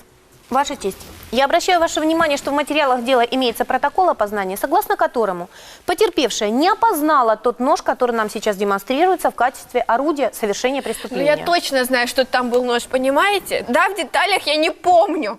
Но в таком состоянии вы бы тоже не опознали, я уверена. Так а что она могла видеть? Она вообще на заднем сидении сидела и закрылась руками, голову закрыла свою. Она вообще сидит за убийство. Кого вы слушаете? Она уголовник. Да замолчи ты, подонок, урод! Да ты рот свой закрой, ты бы глаза открывала за рулем, когда ездил. Я виновата, но я получила сполна, и я свою отсижу. А отца не вернуть, ты это понимаешь? Так и друга моего не вернуть. Ты убил человека, у меня никого не было, кроме него, дурак! Так, успокоились, успокоились. Еще вопросы? Ваша честь, ну, во-первых, все выяснили, во-вторых, в таком состоянии потерпевшая, пока нет вопросов. У защиты. Нет, Ваша честь, нет вопросов. Потерпевшая, присаживайтесь. В судебное заседание вызывается свидетель Фирсова. Свидетель Фирсова. Свидетель Фирсова. Ваша честь, видимо, свидетель Фирсова отсутствует. Ваша честь, этого не может быть. Я лично перед судебным заседанием видел свидетеля Фирсову, и она должна дать показания в настоящем процессе. Елена Сергеевна, была свидетель Фирсова? Да, Ваша честь, я лично отмечала повестку и проверяла паспортные данные. Виктор Томилин был убит, защищая свою дочь Диану. Толпа пыталась расправиться с виновницей дорожно-транспортного происшествия прямо на проезжей части. В преступлении обвиняют Павла Горохова. Позвольте перерыв на 5 минут. Хорошо. Суд объявляет перерыв. Ну где же ее черти носят? Ну что, Везде облазили, нигде нету Фирсовой. В туалетах смотрел? Везде смотрели, даже подвал проверяли. Ладно, Сереж, спасибо.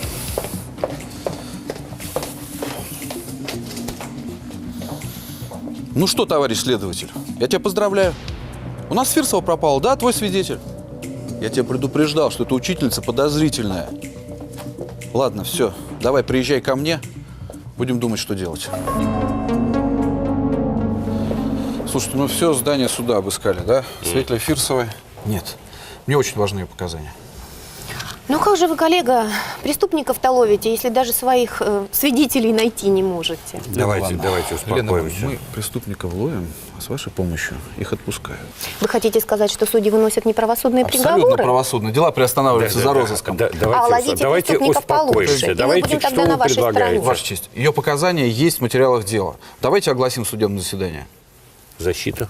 Нет, Ваша честь. Я против, потому что свидетель ушла от зала судебного заседания. Какие основания по УПК оглашать эти показания? Она ранее давала эти показания, предупреждалась об ответственности. А как ей можно доверять, если неизвестно под чьим давлением и как она дала эти показания? Если она даже от зала судебного заседания ушла. Как можно доверять этим показаниям, которые записаны? Я понял позицию защиты. Как всегда, только для того, чтобы затянуть процесс. Огласили, а у вас, как всегда, понятно. только для того, чтобы галочку поставить. Лена Ивановна, наши галочки – это приговоры, которые остаются... Алексей Михайлович, Хорошо. что вы предлагаете? Я предлагаю, я ходатайствую перед судом об отложении процесса на неделю. Мне нужно найти этого свидетеля с приставами, там, лично, как угодно, но она должна дать показания в суде. Ну, вот неделю. Вы обеспечите нам Фирсову? Ваша честь, я приложу все усилия. Если не обеспечите, будем рассматривать без нее. Я вас понял. Присаживайтесь. Спасибо. Суд объявляет перерыв на неделю.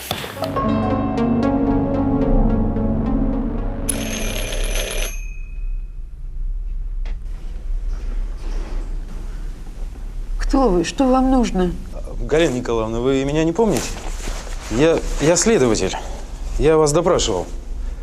А может, вы меня пустите? Нет, стойте там. А вообще лучше уходите. Галина Николаевна, как это уходить? Ну хорошо, давайте отсюда поговорим. Вы почему из суда сбежали? Ой, плохо мне, болею я. И вообще, я ничего не видела, ничего не знаю, ничего не скажу. Уходите, ради бога. Ну как? Да подождите вы. Чёртова училка. Я же просила, уходите, я сейчас милицию вызову. Не милицию, а полицию. И потом я круче полиции, я ведь следователь. Ну что, мы в самом деле в прятки играть будем, что ли? Ой, прошу вас, оставьте меня в покое. Уходите.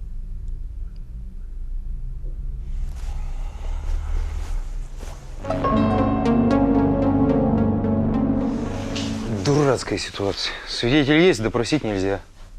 Слушай, а может мне ее с приставом в суд доставить? Ну а что?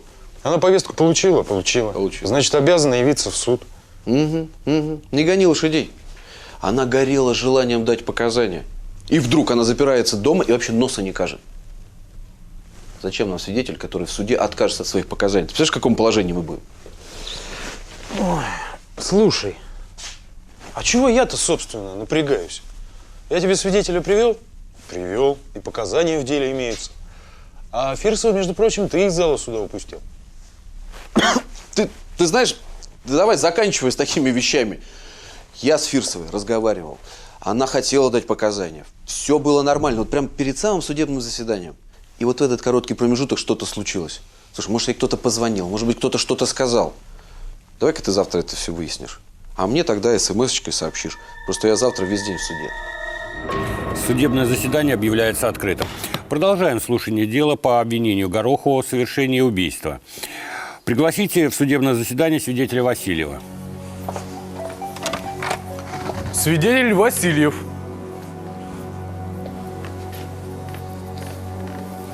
За трибуну пройдите, пожалуйста. Назовите вашу фамилию, имя, отчество. Васильев Антон Кириллович. Я инспектор ГИБДД. Пожалуйста, вопросы обвинения. Спасибо, Ваша честь. Свидетель, скажите, это вы 27 февраля прибыли на ДТП по, Затоновскому проезду? Так точно. После получения сигнала о ДТП я прибыл на место происшествия в 16:00. Что вы там увидели? На месте уже начались беспорядки. Я пытался найти водителя транспортного средства, совершившего наезд. Мне указали на автомобиль погибшего Томилина, в салоне которого укрывалась гражданка Томилина. Несколько граждан, порядка 15 человек, окружили этот автомобиль. Они были настроены агрессивно, требовали расправы над виновницей ДТП. Понятно. Скажите, среди этих граждан был подсудимый? Да, я видел этого парня. Он вел себя активно, подстрекал собравшихся совершить самосуд. Так извините, а что нам, простым людям, еще делать остается? Вы, между прочим, на место преступления последние прибыли. Да и вообще с вами за деньги любой вопрос можно решить. Что? За деньги? А ты видел, как я эти деньги брал? Ты мне их давал? Может быть, ты меня за руку ловил? Свидетель, не реагируйте, не реагируйте. Прошу на это. У меня будет вопрос еще. Дальше что произошло? Я призвал собравшихся к порядку, но даже мое появление, как представитель закона, не возымело действия. Меня просто не слушали. Внезапно толпа взбесилась, все стали бить стекла в автомобиле. Скажите, а вот вы как представитель закона воспринимались, единственный представитель закона. Что вы сделали конкретно для того, чтобы урезонить эту толпу? Просто стояли и говорили, не надо это делать, да? Почему? Я не ограничился просто словами. А что мне надо было делать? Я один, а их толпа. Люди были на взводе, агрессивная толпа. Если они завелись, им уже на закон наплевать. ОМОН не сразу справляется, а я вообще был один. Свидетель, не надо никого обвинять, не надо сравнивать, никаких сравнений. Пожалуйста, вопрос. Спасибо, Ваша честь. Скажите, вы видели, как было совершено нападение на погибшего Томилина? Самого нападения я не видел. Я когда обернулся, погибший уже на асфальте лежал.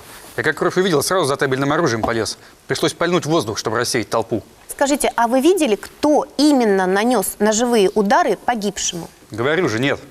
А вы видели нож в руках у этого молодого человека? Не видел. Все разбежались после моего выстрела. Между прочим, вы тоже отчасти виноваты в смерти моего отца. Если бы вы раньше приехали, он был бы жив. Простите, но я в дорожно-патрульной службе работаю, а не в спецназе и не в личной охране.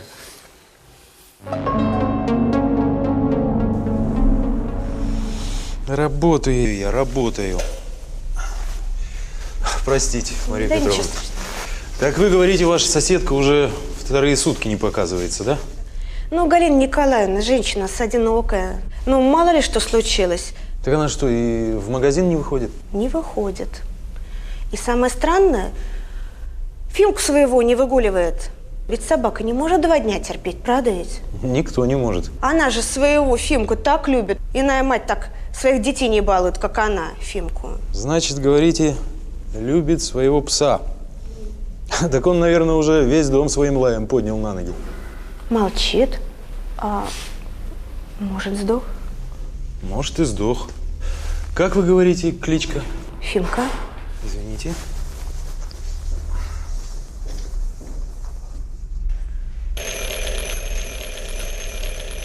Да. Действительно не лает. Не лает. Интересно, почему? Скажите, а когда вы последний раз видели пса Фимку? Да в то утро, когда Фирсова в суд ездила, с ней племянник гулял. Как племянника зовут? Антон, да он в соседнем доме живет. Угу. Спасибо. Извините, еще один вопрос. А вы случайно не знаете Павла Горохова? Павел Горохов. Это тот, что мужчину убил? Да-да. Знаю. Знаете, что самое интересное? Я в тот день Ирину Горохову видела. Ну, мамаша его. В нашем дворе крутилась. Ну, странно это как-то. Мать-то должна была в суде быть, все-таки сына судят, а она здесь у нас. Значит, мать подсудимого, говорите? Назовите вашу фамилию, имя, отчество. Я Оганесян Рубен Артурович. Работаете где, кем? Ну, как сказать, я частный предприниматель. Пожалуйста, вопросы обвинения. Спасибо, Ваша честь. Рубен Артурович, скажите, вы были на месте ДТП 27 февраля 2011 года? Да, пришлось побывать. Я через полчаса после аварии прибыл на место. Там от несчастный на асфальте лежал, молодой еще совсем. Ну, машина разбитая, все полностью, капот, бампер, стекла, стойки передние, ну полностью все. Свидетель, технические повреждения автомашины нас сейчас не интересуют. Скажите, вы видели подсудимого, потерпевшую, может быть, погибшего? Да, я вот видел потерпевшую. Она сидела на заднем сиденье машины. Там толпа просто ее окружила. Они линчевать ее были готовы. Я бы, может быть, и вступился, но, простите, я не боец. И к тому же там инспектор с пистолетом пришел. Скажите, вы видели подсудимого? Да, это все так быстро произошло. То есть народ начал бить вот машину. Потом выстрелы откуда-то, инспектор начал стрелять. Я просто на месте очумел, и вот потом мимо меня пробежал вот подсудимый. А вы помните, что делал подсудимый на месте ДТП? Вы знаете, он пробежал вот мимо меня и что-то бросил блестящее в снег, похожее на нож. Похожее на нож или нож? Да нет, это нож был, точно нож. Но вы на предварительном следствии не смогли опознать нож. Ваша честь, ну ничего удивительного, что свидетель не смог опознать нож. Действительно, в руках его не держал, было достаточно далеко, но очертания оружия, это понятно, да. В руках у человека было ружье. А может, это была палка? Ваша честь. Давайте все-таки... Давайте мы посмотрим на этого свидетеля. Это свидетель, яркий представитель народа Кавказа. Лучше, чем они, не разбирается никто в холодном оружии. В ножах. Если он один раз увидел, он его не забудет никогда. Никто из русских не разбирается. Огромное количество. Есть и мастерских, и прочее. Давайте прекратим спор. Вернетесь в прених, каждый выскажет свою точку зрения. Вопросы к свидетелю. Есть у меня вопрос. Да, пожалуйста. Расскажите нам, что вы делали на месте аварии? Виктор Томилин был убит, защищая свою дочь Диану. Толпа пыталась расправиться с виновницей дорожно-транспортного происшествия прямо на проезжей части. В преступлении обвиняют Павла Горохова. Защита ставит под сомнение доказательства обвинения. Расскажите нам, что вы делали на месте аварии, ДТП? Да ничего, проезжал мимо, решил остановиться. Как это он мимо проезжал? Он же вышел из машины, на нем тапочки домашние были. Он же с фотоаппаратом вокруг машины крутился и фотографировал ее в разных ракурсах. Это самый подозрительный персонаж из всех, что там был. Ваша честь, разрешите мне сказать? Да, пожалуйста, свидетель. Я хорошо знаю этого гражданина. Часто вижу его на месте ДТП. Он битые тачки скупает по дешевке, чинит их и продает. Ему информацию об аварии скидывают. А у потерпевшей как раз машина новая была. Ну, уличили меня, ваша честь. Ну, что я за это убивать? Бизнес у меня такой. Да ты, дяденька, стервятник. Поучи меня еще, пацан. Я деньги, может, на машинах зарабатываю, но людей-то я не режу. Вина подсудимого не доказана, еще никто не говорит о том, что именно он там зарезал кого-то. Пожалуйста. Скажите, а вы в итоге купили все-таки машину у потерпевшей? Да, купил и уже продал. Ты алчная стерва, она же кровавую тачку продала, не отходя от трупа теплого еще. Между прочим, ты меня одну оставил. У меня никого не было, и денег нет. Мне отказали страховку платить, а у меня еще суды, понимаешь ли, и похороны. Да я-то тут при чем? Я не знаю, кто твоего отца подрезал. Успокоились, еще раз говорю. Да погоди ты. Ну чего вы ко мне пристали с этой собакой? Не трогал я теткиного Фимку. Антон, ну будь мужиком. Мне вот так нужно знать, где собака твоей тетки. Вас тетя Галя наняла? Еще один. Нет, Антон, я убийство расследую. Честно? Честно. Ладно. Украли пса. Так, кто, где, когда, как? Тетя Галя на суд собралась. Попросила меня с Фимкой днем погулять. Ага. Я вывел пса. Мы с пацанами за гаражами стоим, курим. А Фимка только мешает. Он громкий у нас. Но я его к дереву привязал. Я всегда так делаю. А когда обратно шел, его уже не было. Ну, может, сбежал. Пришел бы. Мы с пацанами все дворы облазили. И вот что странно. Я думал, что мне крышка, а тетка даже не ругалась. Как так? Она ж без ума от своего пса. А вот так. Она пришла вся растрепанная. Я ей ничего сказать не успел. Она сама откуда-то все знала. Она просто сказала мне, иди домой. И все. Интересно. Интересно. Свидетель Дымченко, это вы позвали подсудимого на место ДТП? Ну я что такого? Я увидел в окошках эта лохудра, друга нашего Ваша Петьку честь. сбила.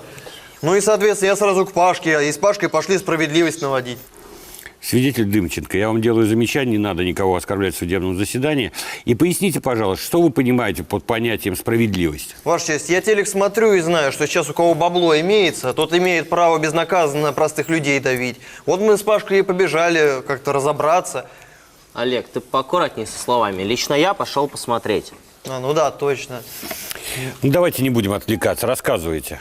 Да, ну, я и говорю, мы пошли помощь оказать правоохранительным органам, ну и заодно проследить, чтобы все как-то по справедливости было, это все-таки наш район. То есть убить, зарезать моего человека, это, по-твоему, справедливо? Да не знаю, кто твоего папашу зарезал, тогда не знал и сейчас не знаю. Вот то, что ты Федьку задавила, это я знаю, то, что нормального пацана на нару усадить хочешь. Так, успокоились. Разрешите, я задам вопрос. А что происходило в момент нападения на погибшего Томилина? Когда погибший сел в машину, чтобы уже укатить, мы с Пашей встали перед машиной, чтобы он не укатил никуда, ищи их потом.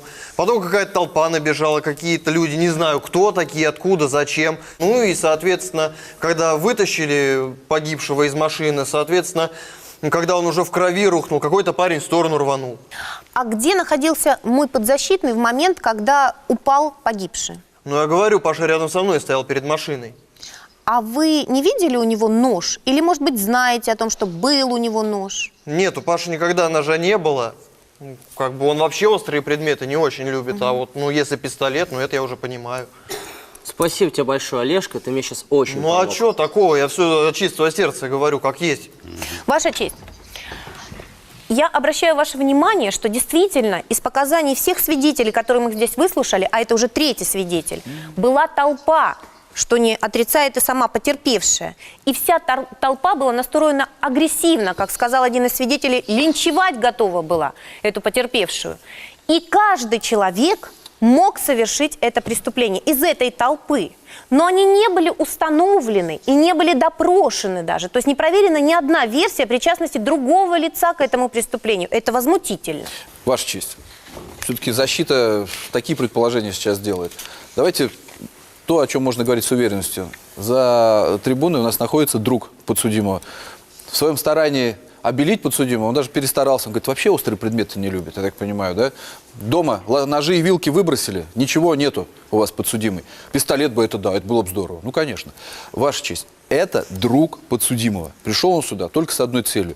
Первое, попытаться дать ему возможность от уголовной ответственности, а во-вторых, это хорошо только один подсудимый на скамье. А так, в принципе, и группа лиц могла пойти по данному факту.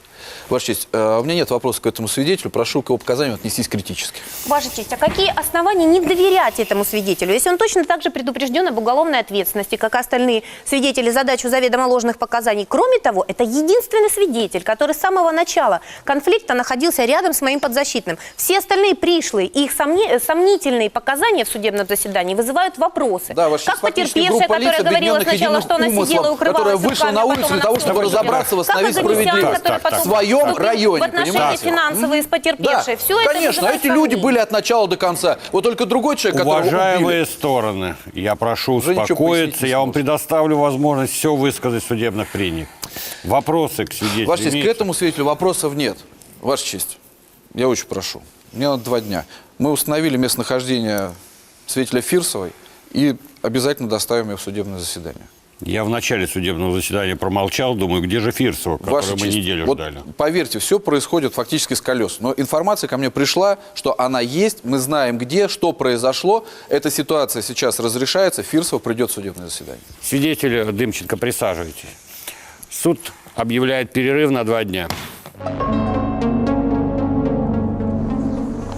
Вот такие вот дела. Все выходит логично. Знаешь, я внимательно изучил дело. Вспомни, у подсудимого есть дача под городом Электроугли. Он как раз там прятался перед тем, как его задержали. Да, помню эту фазенду. Сам ездил с операми. Отлично. Вот дорогу ты тогда и покажешь.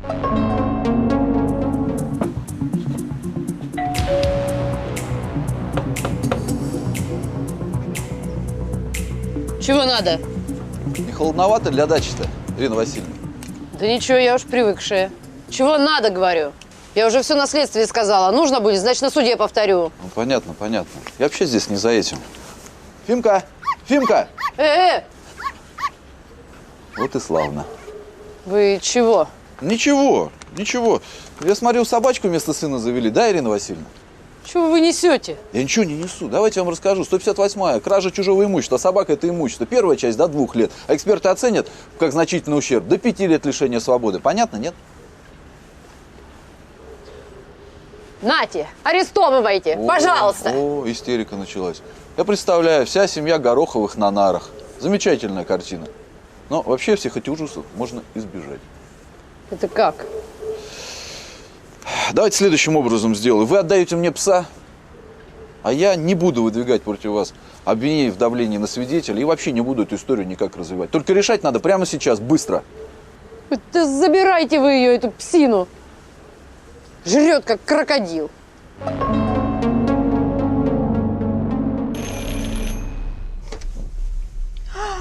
Девочка, солнышко мое, откуда? Ой, ой, вы не представляете, что вы для меня сделали, боже мой. Как это случилось, Галина Николаевна? Почему вы сразу нам не сообщили? Понимаете, когда я была в суде, Это же страстная женщина, мать Паши Горохова, позвонила мне и сказала, что Фимочка у нее. Представляете, велела мне молчать. А он же у меня единственный любимый мой. Я так одинока. От Фимочка для меня же все. Единственный мой родной. Я ради Фимочки на все готова. А она сказала, что если я буду выступать в суде, то она отдаст его на чебуреки. Представляете? Вот. И сказала, что вернет только после суда его мне. Ну, Галина Николаевна, что же вы молчали? Надо было сразу нам сообщить. А то пришлось целый ребус разгадывать. Давайте мы с вами договоримся. Вы мою работу выполнять не будете. Не будете выдвигать никаких обвинений против Горохова. Да ну, Господи, конечно, Бог ей судья. Я понимаю, что она тоже готова была ради сына на все пойти. Ну, да. Слава Богу, что все так обошлось. А вы придете на суд? Да, обязательно приду и все расскажу, все. Спасибо большое. Вы уж меня простите, старую дуру, извините. Большое вам спасибо. Спасибо вам. Судебное заседание объявляется открытым. Продолжаем рассмотрение дела по обвинению Горохова в умышленном убийстве. Ваша честь, позвольте обвинению ходатайствовать о допросе свидетеля Фирсовой. Она наконец-то прибыла в судебное заседание и готова дать показания. Ну, раз она прибыла, будем слушать. Пригласите свидетеля Фирсову. Свидетель Фирсова.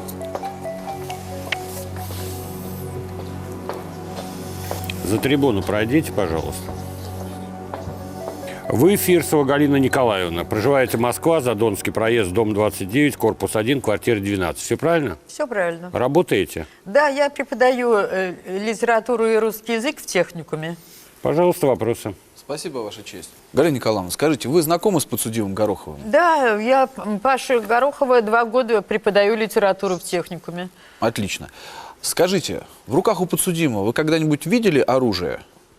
Это вы имеете в виду нож? В том числе нож. Да, не только видела, я и отбирала у него в январе 2011 года. У нас вообще, знаете, контингент в техникуме ужасный, хоть Макаренко вызывай. Сколько раз я отбирала и ножи, и кастеты, и даже лазерные указки. Ну, на уроках стреляет этими указками, мешает. Ваша честь, позвольте предъявить свидетелю вещественное доказательство по настоящему уголовному делу. Спасибо. Я хочу предъявить вот тот самый нож, который был изъят рядом с телом Томилина. Галина Николаевна, ответьте мне, пожалуйста, на вопрос. Скажите, вам вот этот нож знаком? Да, это нож Павла Горохова. Есть приметы. Есть приметы? Какие именно? Вы знаете, он, когда я у него в январе отобрала этот нож, он за мной неделю хвостом ходил, чтобы я ему отдала нож. Говорил, что это подарок его отца.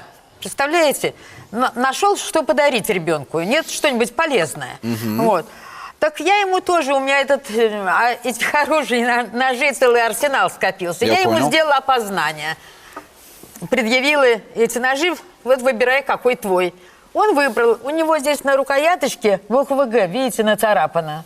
Вот. Ваша честь. Поэтому... Так я с января этот нож потерять 1000 раз. Это мы сейчас выясним. Ваша честь, обратите внимание. Ваша честь, у меня будет вопрос еще один к свидетелю. Да, пожалуйста. Спасибо. Галина Николаевна, скажите, после января вы у подсудимого этот нож видели? Да, мы же с ним живем в одном дворе. 26 февраля он на улице этим ножом кидал в дерево. Я ему еще замечание сделала. Я говорю, во-первых, ты дерево портишь, во-вторых, ты вообще можешь попасть или в ребят, или в животных.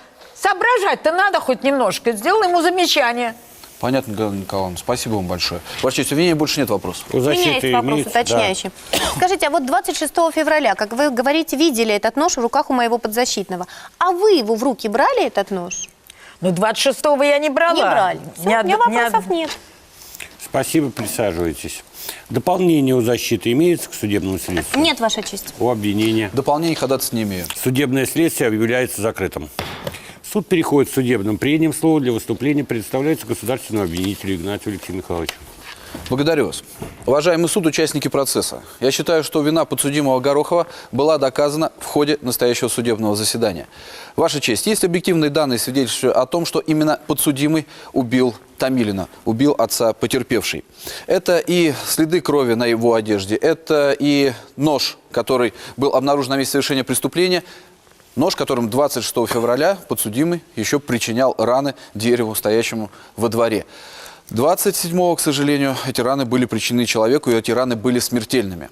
Версия подсудимого о том, что кровь погибшего на его куртке, на рукаве куртки образовалась в то время, когда он пытался пощупать пульс погибшего, оказать ему какую-то помощь, она несостоятельна с самого начала. Потому что подсудимый выбегал во двор не с той целью, чтобы кому-то помогать, особенно тем людям, которые виновны, по его мнению, в смерти его друга, а для того, чтобы их наказать, разобраться. И это подтвердили не только вы, подсудимый, это подтвердил и ваш друг, который пришел в судебное заседание, это подтвердил и сотрудник полиции, который был допрошен.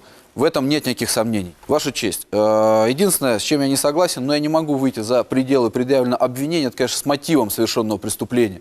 Я считаю, что, по сути, здесь хулиганский мотив, когда ранее незнакомый человек, это подсудимый и отец потерпевший, испытывает вдруг личную неприязнь с целью показать, какой вот он такой замечательный весь, в целях неуважения общественного порядка, да, мы слышали, там был и мат, и крики, и прочее, наносит телесные повреждения, смертельные телесные повреждения другому человеку. По сути, это мотив хулиганский. Но в данном случае он не вменяется, меняется только часть 1 статьи 105, но и в пределах санкции статьи 105 части 1, я полагаю, возможно назначить наказание, близкое к максимальной санкции этой статьи в виде 14 лет лишения свободы. Спасибо, у меня все. Спасибо. Потерпевший, встаньте, пожалуйста. Вам предоставляется право выступить в судебных прениях. Уважаемый суд, я прекрасно понимаю, что во многом я виновата сама. И если бы в тот злополучный день я не сбила бы этого парнишку, папа тоже был бы жив. Но это ни в коем случае не оправдывает этого подонка. Он кто? Он суд, он Бог. С какой стати он решил, кого карать и за что? Я считаю, что он должен понести наказание в полной мере. Присаживайтесь. Слово в защиту подсудимого предоставляется адвокату Звездиной Елене Ивановне. Спасибо, Ваша честь. Я хочу сказать вам, что я против толпы, против самосуда. Потому что в стаю, в толпу сбиваются только животные. И возникают звериные инстинкты, которые невозможно контролировать. И, как правило, это агрессивные инстинкты. Но, Ваша честь, давайте мы посмотрим на основное доказательство виновности моего подзащитного. Это на орудие совершения преступления. Посмотрите внимательно. Если вы помните, показания свидетеля Фирсовой, она сказала, что нож бросали в то время, когда видела она 26 числа. Что должно быть? Механические повреждения от того, что этот нож бросали. То есть он должен иметь специфические бороздки. Этого нет. Нож как новенький. И на нем эта буковка появилась только после того, когда на особую примету указала в своих показаниях свидетель Фирсова. Иначе бы эта буква была описана во всех других протоколах, которые мы видим в материалах дела. О чем это говорит? О том, что основное доказательство виновности моего подзащитного, явно сфальсифицировано. И я прошу оправдать моего подзащитного, поскольку вынести приговор при таких обстоятельствах невозможно. Судебные прения объявляются закрытыми. Подсудимый, встаньте, пожалуйста. Вам предоставляется последнее слово. Ваша честь, я очень много здесь чего наговорил, и это все эмоции. Я просто молодой парень, я ровно иду по жизни. Я развиваюсь и расту, и сейчас обрывать мое развитие, обрывать мою жизнь, пытаясь посадить меня в тюрьму, только потому что я был свидетелем несчастья, и для меня несчастье, и для этой несчастья. Я считаю, что это было бы очень нехорошо для меня. Я еще раз хочу подчеркнуть, я не виноват, я не виновен, я просто был рядом. Все у вас? Да. Присаживайтесь. Суд удаляет совещательную комнату для постановления приговора. Виктор Томилин был убит, защищая свою дочь Диану. Толпа пыталась расправиться с виновницей дорожно-транспортного происшествия прямо над проезжей части. В преступлении обвиняют Павла Горохова. В ходе процесса прокурору приходится разыскивать свидетеля, исчезнувшего прямо из зала суда. Суд приговорил Горохову Павла Леонидовича признать виновным в совершении преступления, предусмотренного статьей 105 части 1 Уголовного кодекса России, и назначить наказание в виде лишения свободы сроком на 10 лет с отбыванием наказания в исправительной колонии строгого режима. Меру пресечения в виде заключения по стражу оставить прежней. Приговор может быть обжалован и опротестован в вышестоящий суд в течение 10 суток с момента провозглашения. Прошу садиться. Все доказательства свидетельствуют о том, что именно Горохов совершил данное преступление. Да, можно понять его состояние, когда он увидел мертвого друга, но самосуд не приветствовался ни в какое время, ни в каком обществе. О том, что совершил его он, свидетельствует доказательства в виде показаний Оганесяна, который видел и однозначно утверждал, что именно Горохов, убегая, выкинул нож. Именно следы крови погибшего были обнаружены на одежде Горохова. Говорить о том, что разъяренный парень, увидев, что его соперник упал, стал проверять у него пульс, несостоятельно. Зачем же тогда он убегал? Свидетель Фирсова, который является учителем Горохова, однозначно утверждает, что данный нож имеет индивидуальные признаки и принадлежал этот нож именно Горохову. Именно у Горохова она этот нож изымала в январе и затем ему вернула по его просьбе. То есть на момент преступления этот нож был у Горохова. 26 февраля она видела этот нож в руках Горохова. И не обязательно там должны остаться какие-то индивидуальные признаки в виде царапин. Если профессионально метать, то царапин не остается. Таким образом, в совокупности, оценивая все показания, можно сделать один вывод, что именно Горохов нанес этих 2 удара ножом, которые стали причиной смерти отца потерпевшей. Убийство человека всегда каралось очень строго. Но предложенный, конечно, срок прокурором очень большой. 10 лет – это тоже очень длинный срок, достаточный для того, чтобы он осознал, что совершил, и понес заслуженное наказание. На этом судебное заседание объявляется закрытым.